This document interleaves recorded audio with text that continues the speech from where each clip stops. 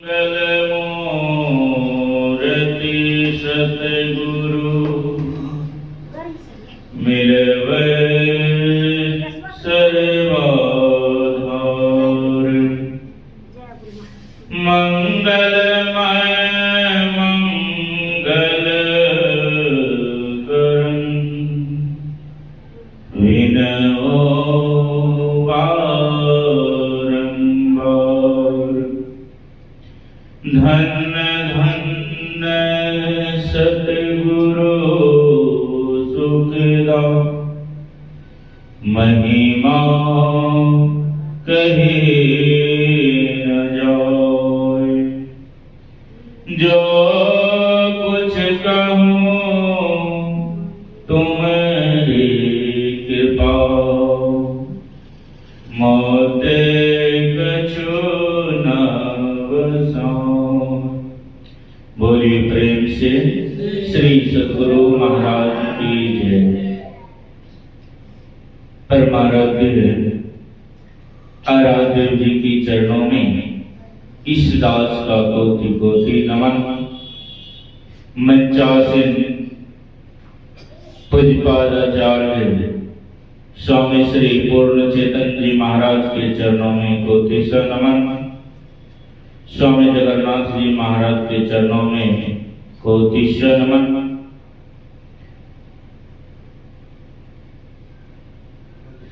स्वामी बालेश्वर बाबा के चरणों में प्रणाम। हमारे साथ भजन गायक मनोज बाबा, सत्संग में उपस्थित सज्जन वृंद, माताओं एवं बहनों, सबों को प्रणाम। अभी आप लोग श्री रामचरितमानस से पाठ श्रवण किए और आप पाठ में सुन रहे थे वह ईश्वर का स्वरूप क्या है, ईश्वर का स्वरूप क्या है। और यह संवाद भगवान श्री राम और वाल्मीकि का सुन रहे थे। भगवान श्री राम वाल्मीकि जी महाराज से पूछ रहे हैं मैं कहाँ रहूं, जंगल में 14 वर्ष के लिए रहना है, आप बताएं कि मैं कहाँ रहूं। वाल्मीकि जी महाराज से पूछ रहे हैं भगवान श्री राम। और भगवान श्री राम मुस्कुराते हुए कहते हैं, वाल्मीकि जी महाराज कहते हैं मुस्कुराते हुए, हे प्रभु आप कहते हैं कि मैं कहाँ रहूं, आप ये बता दें थोड़ा, आप कहाँ नहीं हैं ये बता दें तो मैं आपको रहने का स्थान बता दूं। और भगवान श्री राम तो समझ गए कि वाल्मीकि जी महाराज जो है वह सब जानते हैं। और वाल्मीकि जी महाराज कहते हैं आप बता दें आप कहाँ नहीं हैं। राम स्वरूप तुम्हारा वचन अगोचर बुद्धि पर अविगत अगत अपार नेति नेति नित नगम कहो। हे राम जी आपका स्वरूप कहते हैं कहने योग नहीं है, आप कहाँ नहीं है, हर जगह विराजमान है। और कहते हैं भगवान श्री राम सब जगह विराजमान है, अर्थात ईश्वर जो है सब जगह विराजमान है। उनका स्वरूप क्या है? कहते हैं ईश्वर करते क्या है, कहाँ रहते हैं। ईश्वर कहते हैं जैसे दूध में घृत है पर देखने में नहीं आता है कि घी है उसमें, और वही दूध को जमाने के बाद उसको मथानी करते हैं तो पता लगते हैं कि दूध में घी है। मेहंदी के पत्ते में लाली लाली दिखता नहीं है। क्या लाली नहीं है उसमें? लाली तो है पर दिखता नहीं है। देखना चाहते हैं तो क्या करना पड़ेगा? उसको रंगाई करना पड़ेगा, तभी आप देख सकते हैं। हाथ में रगड़ाई करेंगे, हाथ में लगाएंगे, तभी लाली दिखेगा। तिल में तेल है पर तेल दिखता नहीं है। क्या तिल में तेल नहीं है? तिल में तेल है पर दिखता नहीं है। उसी तरह कहते हैं ईश्वर सब जगह है, सबके अंदर है, सबके बाहर भी है।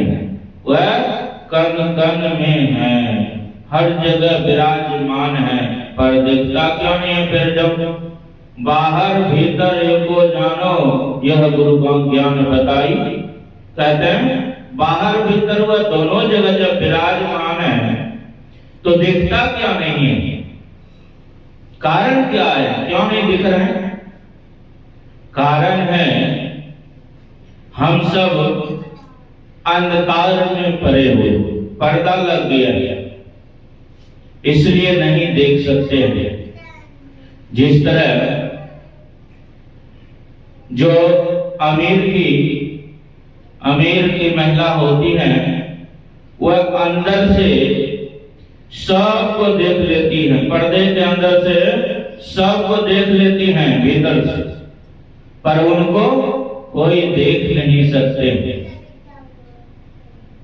और उसी तरह वह ईश्वर को सब देख रहे हैं। आप क्या कर रहे हैं, क्या नहीं कर रहे हैं, सब देख रहे हैं, पर आप देख नहीं सकते, क्योंकि पर्दा जो लगा हुआ है,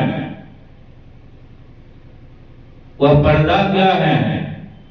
तो कहते हैं अंधकार के पर्दा है, प्रकाश के पर्दा है, शब्द के पर्दा है। यह तीन पर्दा लग गया है, इसलिए ईश्वर को हम सब नहीं देख सकते। इस आंख से हम देखना चाहते हैं ईश्वर को। कहते हैं महापुरुष, चाम चश्म सो नजर ना आवे, खोजे खोले रूकी नैना। कहता है इस चाम के आंख से ईश्वर का दर्शन करना चाहते हैं। इस चाम के आंख से हवा का रूप तो हम सब देख नहीं सकते हैं, और ईश्वर को देखना चाहते हैं। कहता है ईश्वर इस आंख से नहीं दिखेगा, फिर कैसे देखेगा? एक सूरदास बैठे हुए थे, वह चिल्ला चिल्ला के कहने लगे, मैंने तो ईश्वर को देख लिया हूं, मैंने ईश्वर का दर्शन कर लिया हूं, मैंने ईश्वर को देख लिया हूं। अब चिल्ला चिल्ला के कह रहे हैं, और दूसरा व्यक्ति वहां पर आए, क्या हमें दर्शन नहीं कराएंगे? आप देखिए तो हमें भी दर्शन कराइए। कहते दर्शन करना चाहते हो तो कहता मेरे जैसा बनना पड़ेगा, मेरे जैसा बनना पड़ेगा, अर्थात सूरदास बनना पड़ेगा। तो कहता है सूरदास बनने से ईश्वर का दर्शन हो जाएगा? कहते हाँ, सूरदास बनोगे तभी ईश्वर का दर्शन होगा। तो कहता है क्या करना पड़ेगा? कहता है 2 तकवा लाओ, अपनी आंख को फोड़ दो, तब ईश्वर का दर्शन होगा।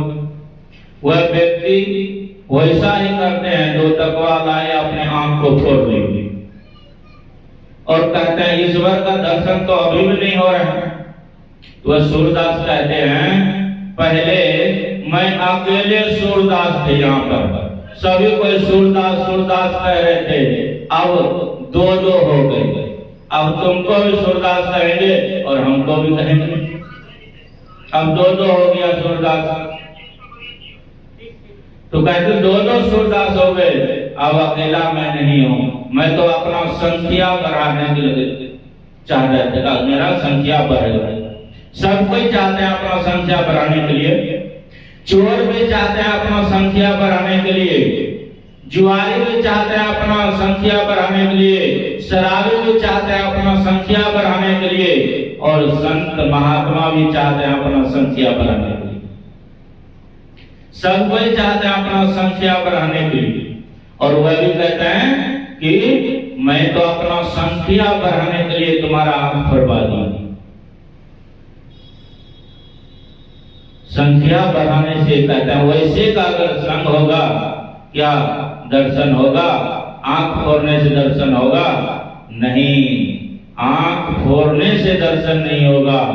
कहते हैं अपनी रूप की नैना, अर्थात अपनी आत्मा से ही उस परमात्मा का दर्शन होगा। जो अपनी आत्मा को पहचान लेंगे वही परमात्मा को भी पहचान लेंगे। कहते हैं अपनी आत्मा को पहचान करने के लिए क्या करना पड़ेगा? तो कहते हैं संतों के चरण में जाना पड़ेगा, उनसे जुक्ति जानकर भजन सुमरन करना पड़ेगा, तभी तो दर्शन होगा। आंख फोड़ने से दर्शन नहीं होगा। कहते हैं जैसे भगवान श्री कृष्ण अर्जुन को विराट रूप का दर्शन दिए।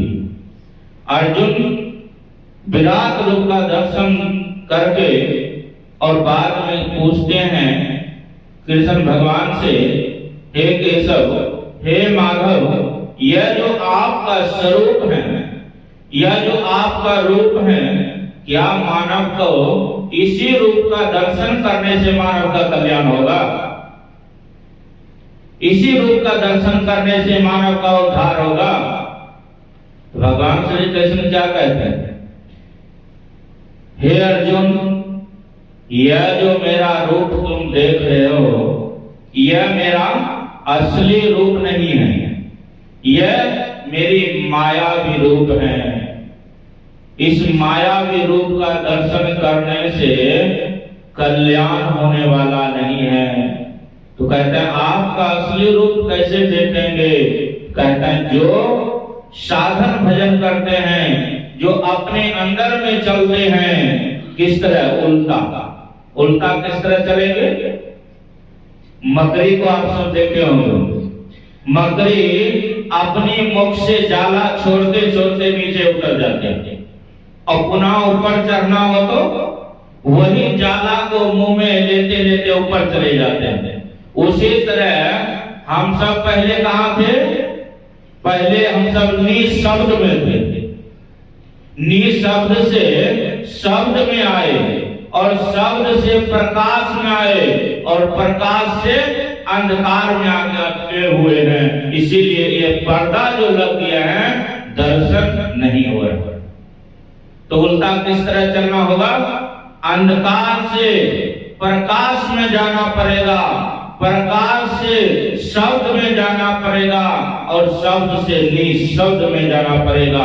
फिर वहां जाने के बाद क्या होगा? हम प्रभु प्रभु हम एक ही होए, द्वंद्व और द्वैत रहे ना कोई।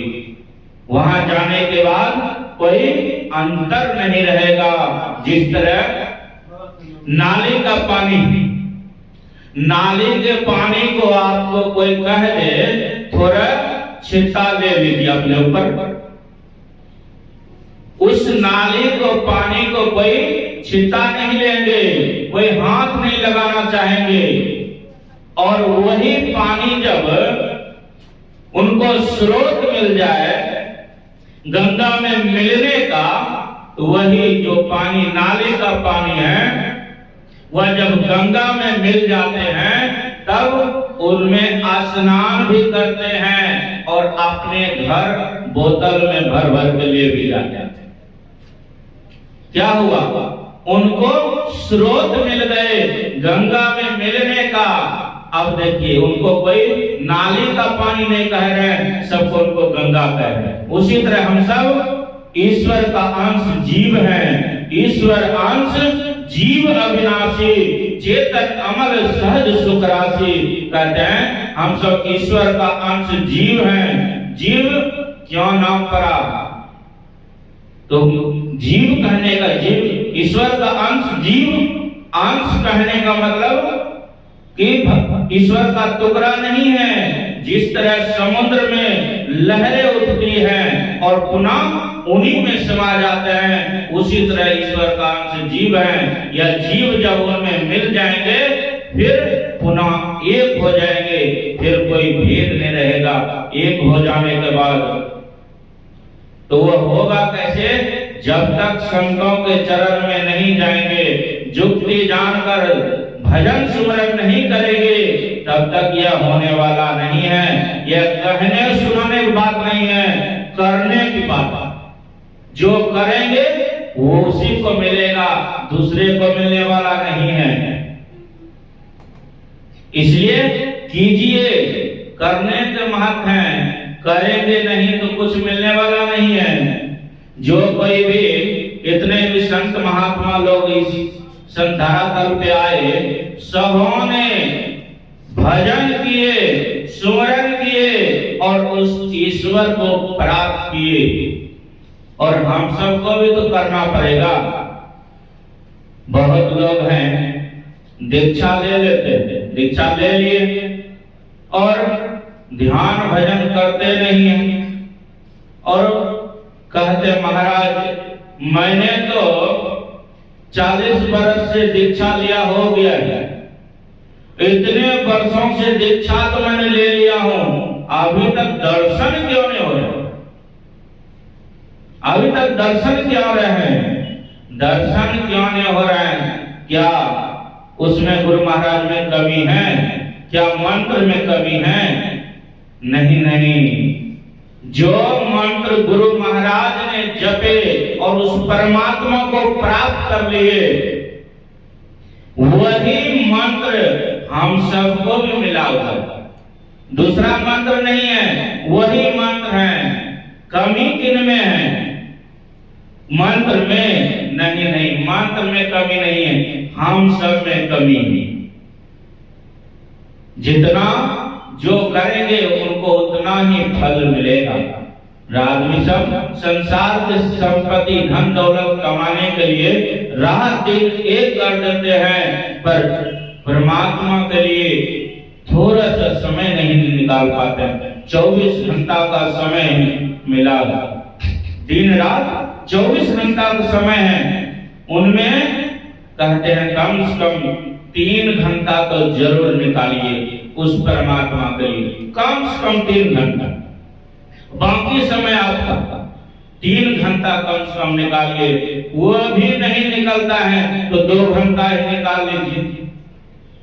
अब वो भी नहीं निकलता है तो क्या करेंगे? 1 घंटा ही निकाल लीजिए। वो भी नहीं निकाल पाते हैं तब तो कोई फायदा नहीं, तब तो कोई फायदा नहीं दीक्षा लेने का। पर कहते हैं दीक्षा जो ले लिया उसका विनाश भी नहीं होता है। महापुरुष कहते हैं कबीर साहब, जो दीक्षा ले लिया उसका विनाश तो नहीं होता है, पर कहते हैं थोड़ा थोड़ा भी भजन अगर करते रहेंगे तब उसका विनाश नहीं होगा। जिस तरह पेड़ लगाते हैं, उनमें थोड़ा थोड़ा अगर जल देते रहेंगे तो एक न एक दिन वह अंकुर अवश्य होगा और पेड़ भी बनेगा। उसी तरह थोड़ा थोड़ा भी भजन सुमरन करेंगे, ध्यान करेंगे तो एक न एक दिन वह भक्ति रूपी पेड़ अवश्य लगेगा। महत्व है करने का, समय निकाल निकाल कर कीजिए, क्योंकि यह मानव का शरीर बड़ा अनमोल है। उस परमात्मा ने इस धरातल पे भेजा है, बहुत असीम कृपा होते हैं तब यह मानव का शरीर मिलता है। उनकी असीम कृपा है कि यह मानव का शरीर मिला है और यह मानव शरीर पाकर मानव का कर्तव्य कीजिए। मानव का कर्तव्य क्या है? खाना पीना सो जाना, यही काम है? नहीं, मानव का कर्तव्य है श्रेष्ठ काम करिए, मानव शरीर पाकर भजन कीजिए। कहते हैं भजन जब तक नहीं करेंगे तब तक यह मानव शरीर, कहते हैं जिस तरह पशु है उसी तरह भेद कर दिए, कुछ मिलने वाला नहीं है। 84 लाख योनियों में भ्रमण करते करते कभी उस ईश्वर का असीम कृपा होते हैं तब यह मानव का शरीर मिलता है और भजन करने के लिए। अगर अब की बार कहते हैं मनुष्य शरीर मिला है, अब की बार पासा को नहीं पलटेंगे तो पुनः उसी 84 लाख योनि में जाना पड़ेगा और पुनः दुख को उठाना पड़ेगा। लख 84 भरने के पांव पर अटकी आए, अब की पासा ना फिरे फिर 84 जाए। इस 84 के चक्कर से बचना चाहते हैं, आने जाने से बचना चाहते हैं, आवागमन के चक्कर से बचना चाहते हैं, तो संतों के चरण में जाकर उनसे जुक्ति जानकर भजन सिमरन कीजिए। अवश्य एक नए दिन उस सुख को प्राप्त करेंगे, जो सुख मिल जाने के बाद पुनः दुख का मुख नहीं देखना पड़ेगा। यही आप सबके सेवा मैंने थोड़ा सा रखा। अब आगे स्वामी जगन्नाथ जी महाराज से सुनेंगे। श्री सद्गुरु महाराज की जय।